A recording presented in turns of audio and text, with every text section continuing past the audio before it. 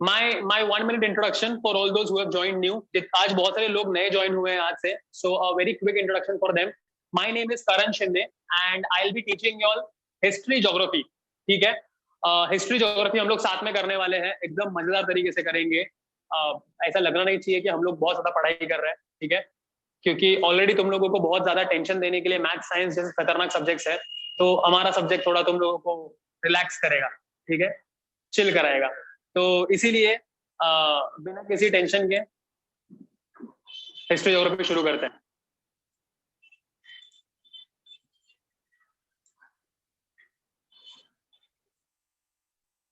Okay, मुझे सिर्फ इतना बताना, पीपीटी तुम सब लोगों को विजिबल है क्या? Give me a thumbs up if your PPT is visible to all.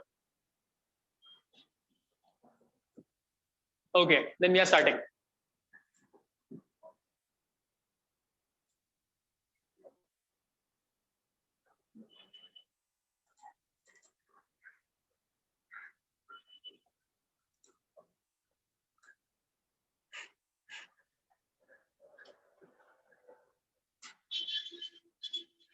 ये सारी चीजें मैं तुम लोगों के साथ कर चुका हूं पहले, ठीक है। और पे ऐसे इमेजिनरी स्टैंडिंग लाइंस और स्लीपिंग लाइंस बने हुए हैं। स्टैंडिंग, सबसे पहले जो स्लीपिंग लाइन है हम उनको लैटिट्यूड्स बोलते हैं, और सारे लैटिट्यूड्स का जो बीच का लाइन है उसको इक्वेटर बोलते हैं।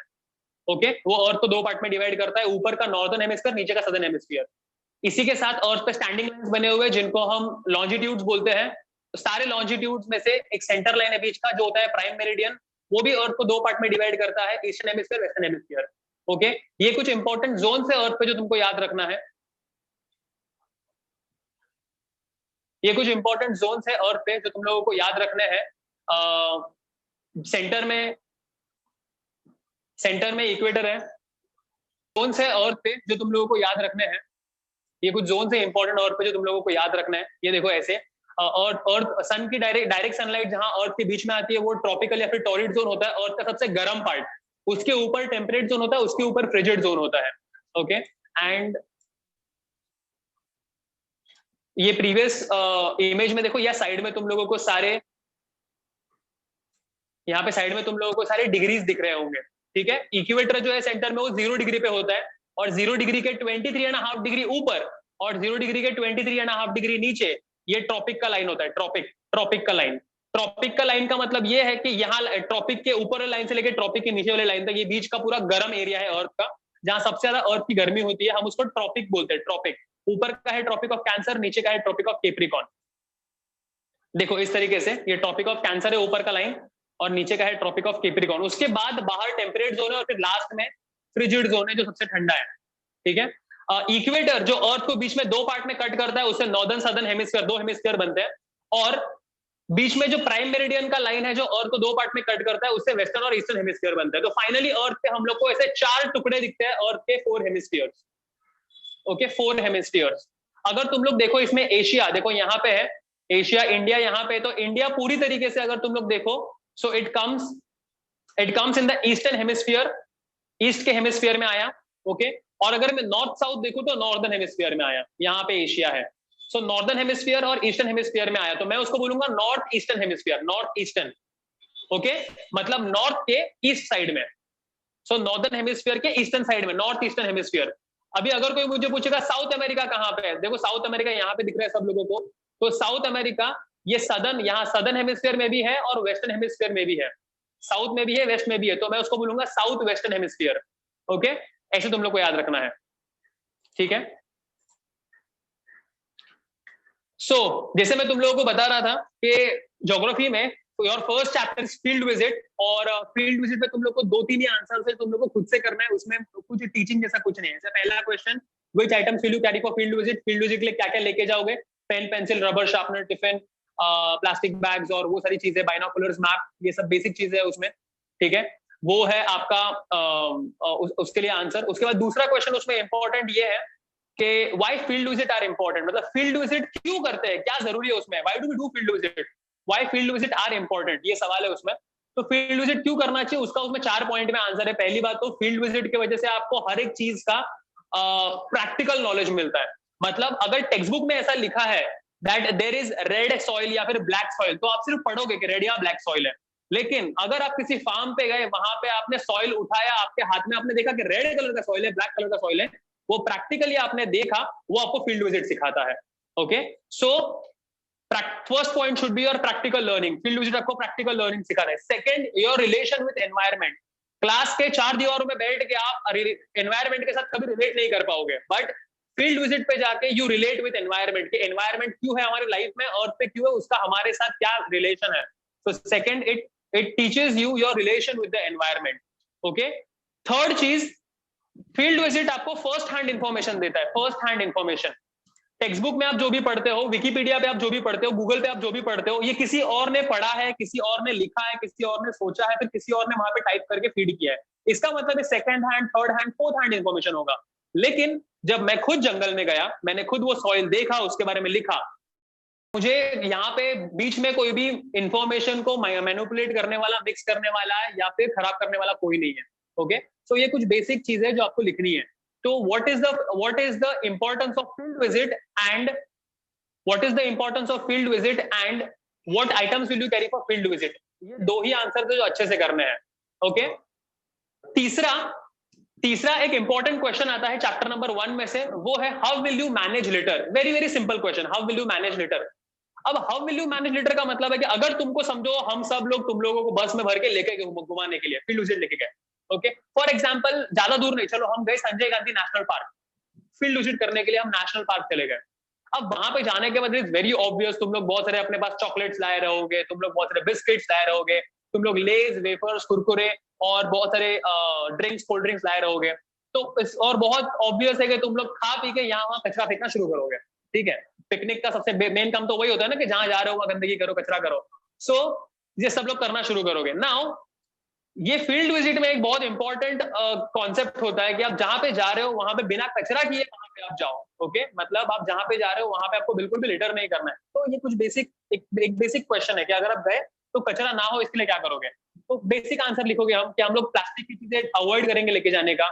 हम लोग कोशिश करेंगे कि हम साथ में प्लास्टिक गार्बेज बैग लेके जाए और जो भी कचरा है वो गार्बेज बैग में भरे और साथ में वापस लेके आए। हम ट्राई करेंगे कि जो भी डिस्पोजेबल चीजें वो लेके जाए, जैसे पेपर डिस्पोजेबल होता है, पेपर को आप यूज करो और समझो आपने वहां पे फेंक भी दिया या फिर आप लेके आए वापस, तो उससे ज्यादा एनवायरमेंट हार्म नहीं होगा। ओके, फिर उसके बाद एनवायरमेंट अवेयरनेस करना है आपको। जो भी लोग हैं उनको आपको अवेयर करना है कि भाई कोई कचरा मत फेंको, प्लास्टिक डिकम्पोज नहीं होता, 1000 साल तक वैसे ही रहता है, थर्मोकोल वैसे ही रहता है, उससे अर्थ और खराब होता है। ये सब हमको अवेयर करना है। ये बेसिक आंसर है इसका। This is your chapter number 1, field visit. वैसे चैप्टर नंबर 1 जो है फील्ड विजिट, ये हम लोग मानते ही नहीं है कि इसको ऐसे ऑनलाइन करना चाहिए या फिर क्लास में भी करना चाहिए। बिकॉज वो चैप्टर खुद आपको बताता है कि आप क्लास में से बाहर निकल के फील्ड पे जाके, जंगल में जाके, फार्म में जाके या किसी एक स्पेसिफिक जगह पे जाके उसको करना है। तो वो क्यों हम चार दीवारों के बीच में करें। Okay, so every year field visit ये एक ऐसा चैप्टर है जो हम ट्राई करते हैं कि कहीं पे बाहर जाके करें। But now this year, due to Covid, due to lockdown, due to all different different things, field visit करना ये पॉसिबल नहीं है। इसीलिए फील्ड विजिट के जो 3-4 आंसर है बस वो याद करना है। Okay, which items will you carry for field visit, उसके बाद what is the importance of field visit and how will you manage litre, मतलब कचरा ना हो इसके लिए क्या करोगे। So this is your chapter number 1 of geography. Very simple, सिर्फ 3 आंसर याद करने हैं और कुछ खास नहीं है उसमें डिफिकल्ट। इसके बाद हम आते हैं चैप्टर नंबर 2 पे। नाउ चैप्टर नंबर 2 का नाम ही तुम लोगों ने देख लिया, आपके स्क्रीन पे है, that is location and extent. Location and extent आपको ये समझाएगा कि भाई जो दो कंट्रीज आप आज से आने वाले 1 साल के लिए, मतलब अगले मार्च तक, 2022 के मार्च तक, जिन दो कंट्रीज को आप आपस में कंपेयर करने वाले हो, इंडिया और ब्राजील, इन दोनों का अर्थ पे लोकेशन क्या है, what is their location and extent on earth. Compare करने से पहले समझ तो लो वो है कहां पे। ठीक है, तो पहले हम समझ लेते हैं ये दोनों कंट्रीज कहां पे। अच्छा, लेकिन कैसा है कि वो एग्जैक्टली कहां पे है ये समझने से पहले ये दोनों कंट्रीज है क्या, मतलब ये ब्राजील कौन सा कंट्री है, इंडिया कौन सा कंट्री है। अब इतना तो हमको बहुत डीपली पता नहीं होगा, लेकिन ये दोनों कंट्रीज फेमस किन किन चीजों के लिए है, चलो हम उससे शुरुआत करते हैं। कुछ इंटरेस्टिंग कंटेंट तुम्हारे सामने स्क्रीन पे आने वाला है। आंखों के पलक बिना हिलाए देखना क्या है ये। ओके, अब तुम लोगों को इस डांस परफॉर्मेंस का ऑडियो शायद नहीं सुनाई देगा।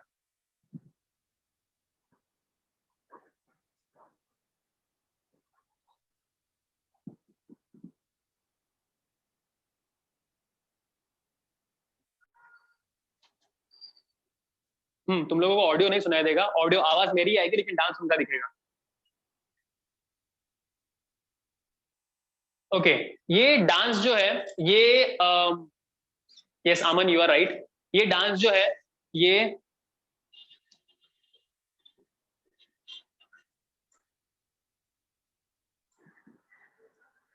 This dance is the most famous dance of Brazil और I can say of South America, क्योंकि ब्राजील आता है साउथ अमेरिका में, तो साउथ अमेरिका का सबसे खतरनाक और सबसे फेमस डांस है ये। साउथ अमेरिका में और ब्राजील में जब भी कोई भी बहुत बड़ा खुशी का मौका होता है, कोई बड़ा फेस्टिवल होता है, कोई बड़ा इवेंट होता है, कोई बड़ा अवार्ड सेरेमनी या फंक्शन होता है, तो वहां पे ये डांस हर जगह किया जाता है। Okay, this dance is called as samba dance, samba dance. Okay, SAMBA, samba dance. अब ये जो सांबा डांस है ना, ये ब्राजील का सबसे फेमस पार्ट है। मैं इसको बोर्ड पे भी लिख देता हूं।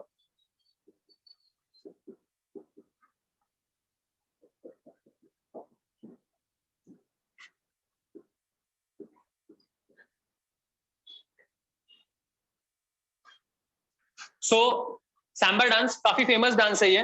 वैसे ये डांस जो है ये आया है ब्राजील से, ये डांस जो है ये आया है अफ्रीका से। तो अभी तुम लोग बोलोगे कि सर अफ्रीका एक अलग कॉन्टिनेंट है, साउथ अमेरिका एक अलग कॉन्टिनेंट है, ब्राजील आता है साउथ अमेरिका में, तो इसका अफ्रीका से क्या कनेक्शन, कैसे, क्या अफ्रीका का डांस अमेरिका में कैसे आ गया, क्योंकि ब्राजील तो साउथ अमेरिका में आता है, तो और डांस है ये अफ्रीका का, तो कैसे इधर इधर का डांस इधर कैसे आ गया।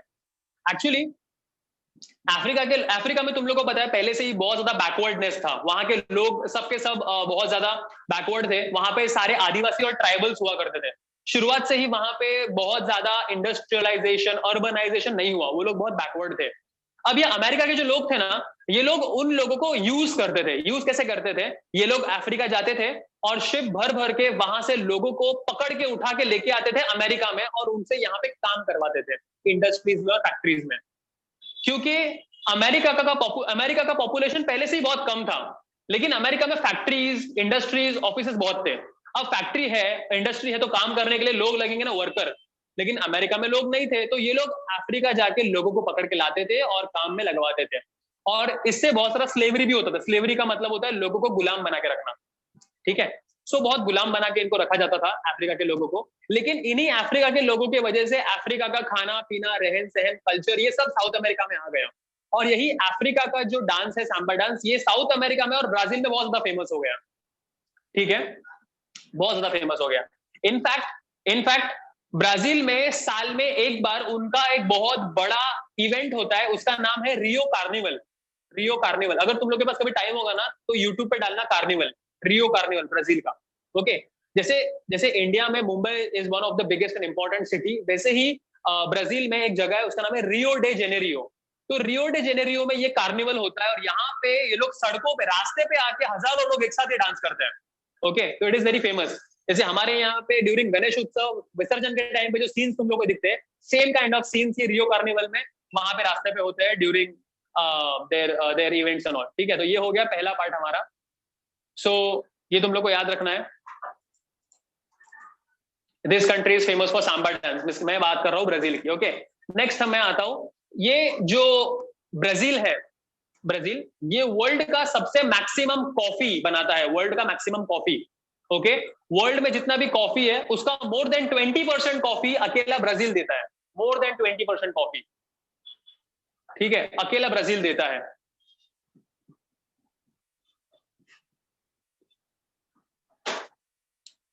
दिख रहा है सब लोगों को? Any problem with the PPT slides में कुछ प्रॉब्लम है?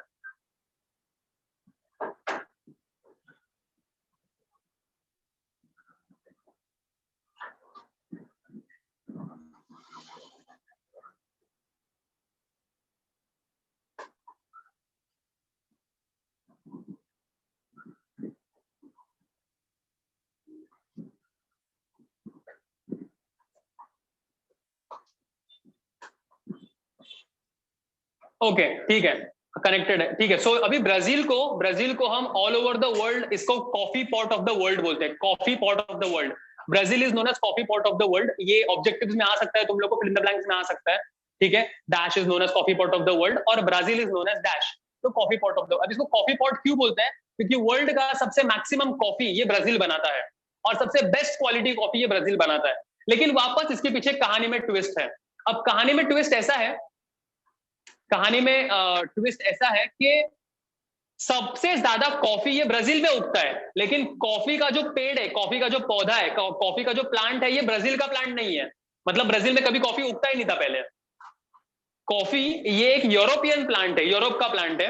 और तुम लोगों को तो पता ही है कि यूरोपियंस तो पहले से ही इतने ज्यादा एडवेंचरस थे कि वो अपने देश को छोड़ के बाकी दुनिया के सारे देशों में वो लोग गए और उन्होंने सब जगह कब्जा किया। ब्रिटिशर्स ने भी हम पे कब्जा किया। वैसे ही पोर्टुगीज लोगों ने ब्राजील पे 300 साल तक राज किया, 300 ईयर्स, 3 सेंचुरीज। ओके, पोर्टुगीज लोगों ने। तो ये पोर्टुगीज लोग जब ब्राजील में इतने सालों तक राज कर रहे थे, तो उन्होंने उन्होंने अपने गांव से, मतलब यूरोप से जब वो आए ब्राजील में, तो अपने साथ कुछ पौधे लेके आए। वो उसमें का कॉफी का जो प्लांट था वो एकदम जबरदस्त उग गया वहां पे, और बहुत उसके फ्रूट भी अच्छा आया। तो यूरोपियंस जो पोर्चुगीज लोग थे वो खुश हो गए और उन्होंने सब जगह कॉफी लगाना चालू किया, और उसका बहुत ज्यादा हेवी प्रोडक्शन निकला। और and finally Brazil became the world's largest coffee producer of the world. ये पॉइंट भी क्लियर है सब लोगों को? Thumbs up if everything is clear.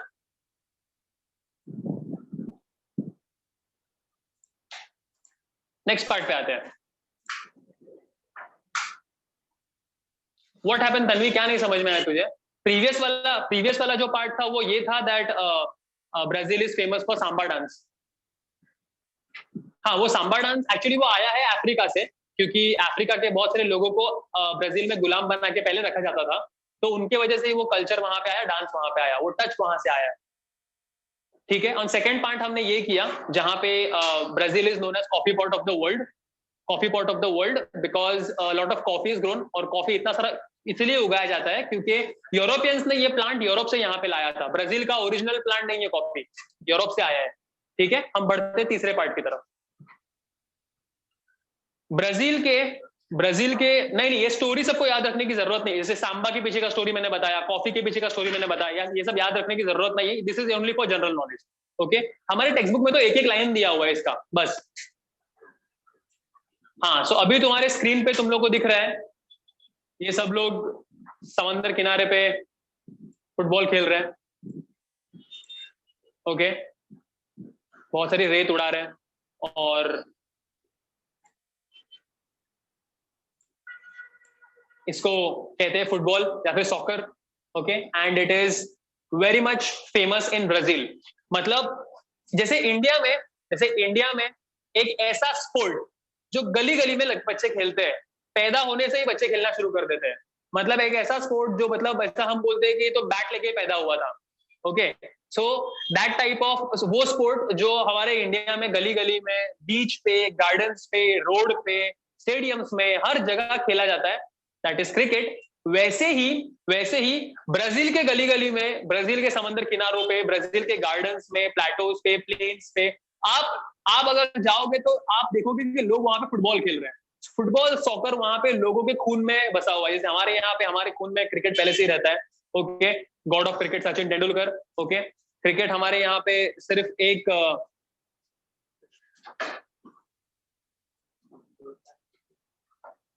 Cricket हमारे यहाँ पे सिर्फ एक स्पोर्ट नहीं है, क्रिकेट हमारे यहाँ पे एक रिलीजन है, रिलीजन पूरा धर्म है।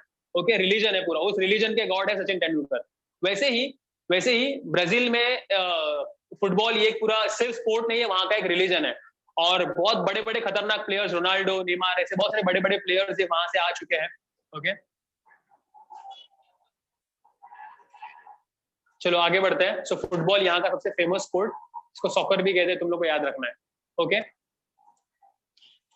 इसके बाद हम नेक्स्ट पार्ट पे आते हैं, और ये कंट्री है जिसके बारे में अभी तक मैं तुम लोगों को बता रहा था, और वो है Brazil.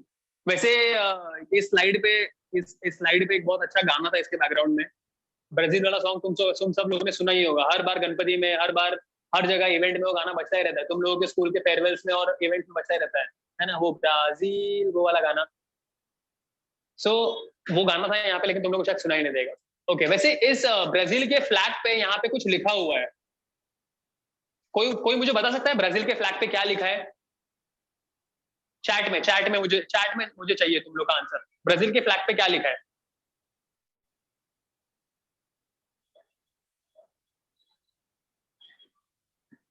Okay, Alok says step to progress. Okay, Arya says progress. Ranjit to do progress. ऑर्डे में प्रोग्रेसो.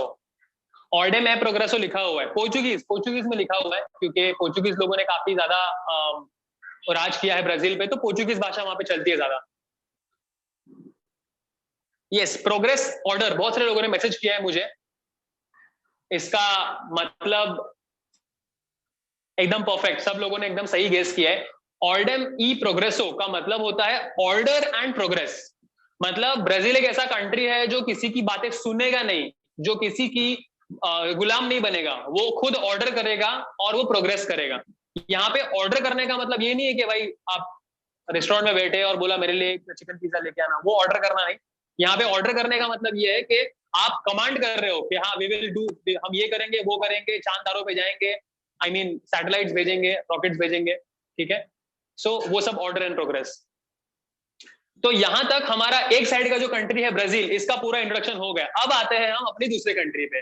दूसरा कंट्री अपना, ठीक है, उसके बारे में मुझे इंट्रोडक्शन देने की जरूरत नहीं है.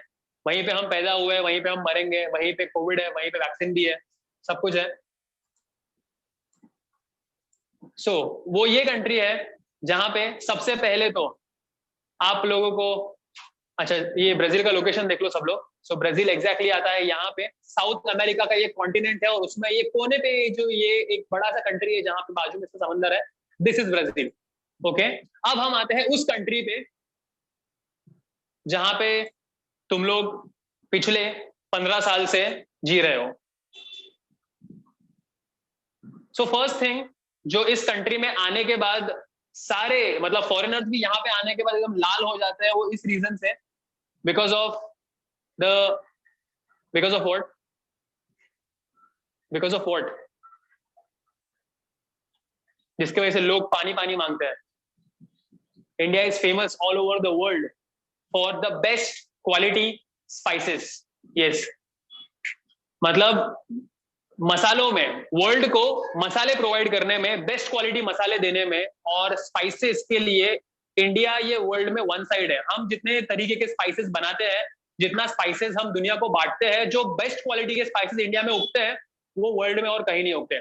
इनफैक्ट दुनिया का सबसे महंगा मसाला, वर्ल्ड का सबसे फेमस और सबसे एक्सपेंसिव स्पाइस, उसका नाम क्या है? दुनिया का सबसे एक्सपेंसिव स्पाइस, सबसे महंगा मसाला, सबसे एक्सपेंसिव स्पाइस, 200 रुपए का 1 ग्राम मिलता है, 2000 रुपए का 10 ग्राम, 20,000 रुपए का 100 ग्राम.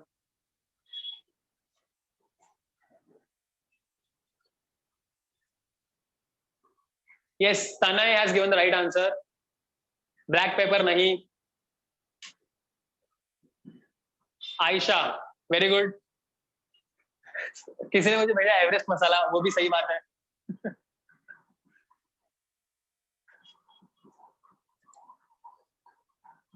श्रवण, very good. Ayush, perfect. Okay, Kashmiri लाल मिर्ची भी बहुत महंगा है यार, ऐसा आया है मुझे यहाँ पे. कश्मीरी लाल मिर्ची खरीदना पड़ेगा शायद. चलो, बहुत सारे लोगों ने एकदम सही आंसर भेजा है. तन्वी, शेजवान इतना महंगा है क्या? इतना महंगा है शेजवान सॉस? 10 रुपए में मिलता है वो चिंग्स का.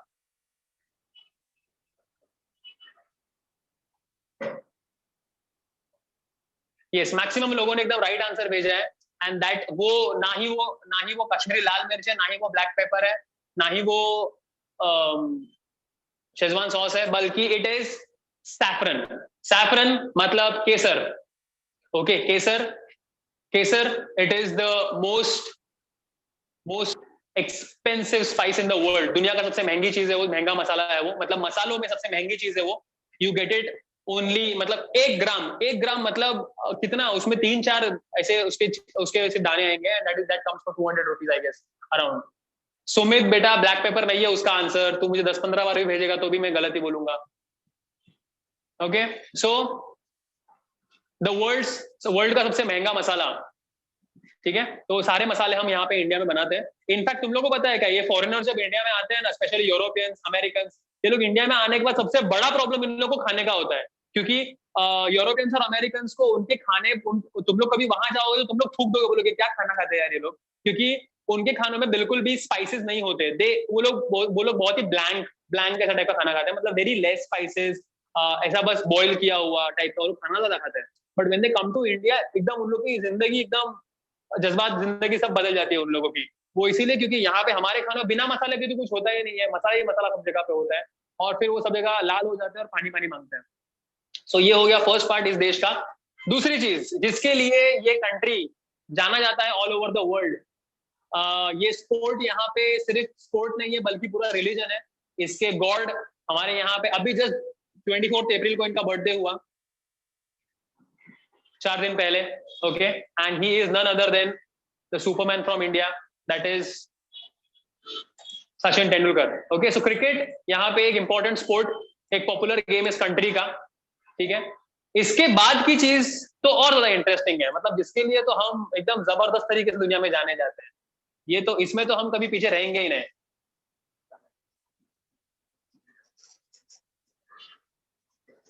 अरे वाह ताना, तेरा भी बर्थडे था, happy birthday, you share your birthday with one of the biggest legend of the world. So अब आता है उस चीज पे जिसके लिए तो मतलब हमको कोई टक्कर दे ही नहीं सकता।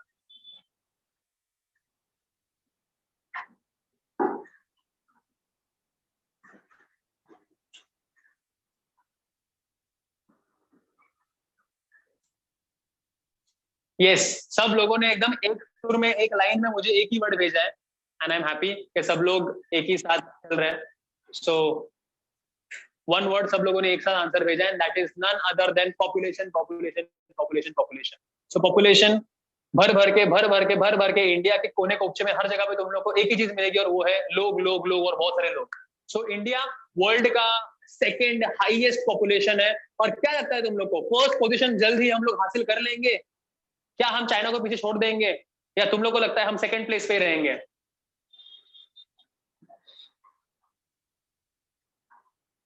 शर्म करो, शर्म करो, हाँ हाँ बोल रहे हो सब लोग। नहीं होना चाहिए हम लोग को फर्स्ट प्लेस पे, नहीं ये एक रेस है जो हम लोग को हारनी है। बाकी दुनिया की सब रेस जीत जाओ, ये रेस हम लोग को हारनी है, ठीक है। इस रेस हम लोग को, ये रेस हमको नहीं जीतनी है कुछ भी करके। सो कुछ भी हो जाए, ये रेस तो हम लोग को हारनी है। पॉपुलेशन हमको कम करना ही पड़ेगा। देख रहे हो every day we are giving 3 lakh positive Covid cases, 3 lakh. क्यों 3 लाख केसेस हम दे रहे हैं इतने आसानी से चुटकी बजाते ही? वो हमारे पॉपुलेशन की वजह से। एक तो तुम लोगों को तो मालूम है आधे से ज्यादा पॉपुलेशन तो बिलीव नहीं करता कोविड जैसा कुछ है। उसमें आधे से ज्यादा पॉपुलेशन सोचता है कि मैं मास्क नहीं पहनूंगा, मास्क पहनने से कुछ नहीं होगा, ओके। उसमें आधे से ज्यादा लोग सोचते हैं कि वैक्सीन क्या है, वैक्सीन तो टाइम पास है, और खाली बुखार आने के लिए कौन वो इंजेक्शन लेगा। तो अब ऐसे लेजेंड्स अगर हमारे यहाँ पे रास्ते पे जब तक रहेंगे तब तक पॉपुलेशन भी रहेगा, कोविड भी रहेगा, सब कुछ रहेगा, सब एक साथ फलेंगे फूलेंगे आगे बढ़ेंगे, ओके। पॉपुलेशन ज्यादा होना गंदा होता है, हाँ हाँ, पॉपुलेशन ज्यादा होना गंदा होता है। यस, गंदगी सब जगह होती है, देख सकते हो तुम लोग, ट्रैक्स पे देख सकते हो तुम लोग, रास्तों पे देख सकते हो तुम लोग, हर जगह देख सकते हो तुम लोग, हर जगह गंदगी हो रही है। तो हम लोगों को अभी पॉपुलेशन को कंट्रोल करना पड़ेगा। चाइना ने कंट्रोल करना शुरू कर दिया है, ऐसा ना हो कि हम लोग को वो फर्स्ट पोजीशन में भेज दे और खुद सेकंड पे आ जाए। चलो आगे बढ़ते हैं। सो ये है none other than your own country, ठीक है, जिसके लिए तुमको गर्व महसूस होना चाहिए। You are a part of this country and it is India, ठीक है। फिलहाल थोड़ा ऑक्सीजन का प्रॉब्लम है इंडिया में, ऑक्सीजन नहीं मिल पा रहा है लोगों को, लेकिन ठीक है, this is our country and we have to feel proud about it. पहले हम लोगों ने जब वैक्सीन बना लिया तो हम लोगों ने जोश में आके दुनिया के सारे कंट्रीज को वैक्सीन बांटना शुरू किया, ले तू भी ले, तू भी ले, तू भी ले, आज हमारे को कम पड़ गया, ओके।